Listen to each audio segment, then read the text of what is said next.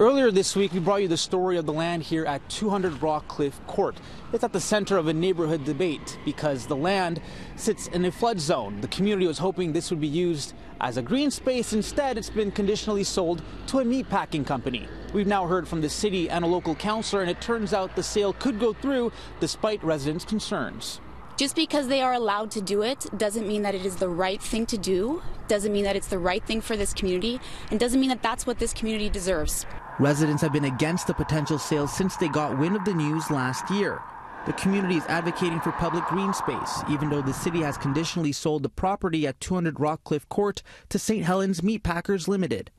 According to the city, the sale of the lands and the proposed use is in conformance with the official plan and will result in the creation of approximately 100 new jobs in employment zone, as well as other important city objectives, such as increasing the city's tax base.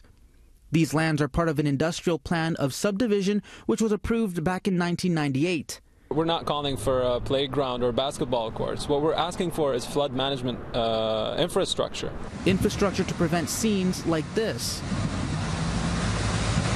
The property, which used to be a landfill and sewage treatment plant, is known for flooding most recently in 2013. I've been lobbying behind the scenes to the members of the TRCA to support us on March 23rd. I've always been in support of the community.